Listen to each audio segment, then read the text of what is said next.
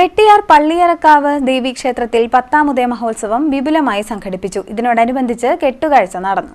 വെട്ടിയാർ പള്ളിയറക്കാവ് ദേവീക്ഷേത്രത്തിൽ 10ാം ഉദയ മഹോത്സവം വിപുലമായി സംഘടിപ്പിച്ചു. 7 കരകളിലും മഹോത്സവം ആഘോഷമായി. 3:30 മണിയോടെ ക്ഷേത്രത്തിൽ വേലകളിയും വേലക്കിഴ എഴുന്നള്ളിപ്പും നടന്നു.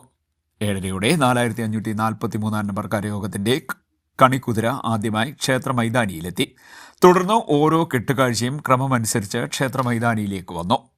ഇതിനുശേഷം പള്ളിയറക്കാവിലമ്മയുടെ ശ്രീ കണ്ടകാളൻകാവ് ക്ഷേത്രത്തിലേക്കുള്ള എഴുന്നള്ളിപ്പും തിരിച്ചെഴുന്നള്ളത്തും നടന്നു. ദീപാരാധന, ദീപക്കാഴ്ച, സേവ, കളമെഴുത്തും പാട്ടും, ഓട്ടൻതുള്ളൽ, നൃത്തനാടകം എന്നിവയും നടന്നു. പുലർച്ചെ 5:30 വിളക്ക് വേല, വേലക്കെഴുന്നള്ളിപ്പ്, വലിയ കാണിക്ക, കൈനീട്ട പറക്കെഴുന്നള്ളിപ്പ്, കളമെഴുത്തും പാട്ടും, ഗുരുതി എന്നിവയോടുകൂടി ഉത്സവം സമാപിച്ചു. നിരവധി ഭക്തജനങ്ങൾ ചടങ്ങുകളിൽ പങ്കെടുത്തു. CDNet news, Charummood.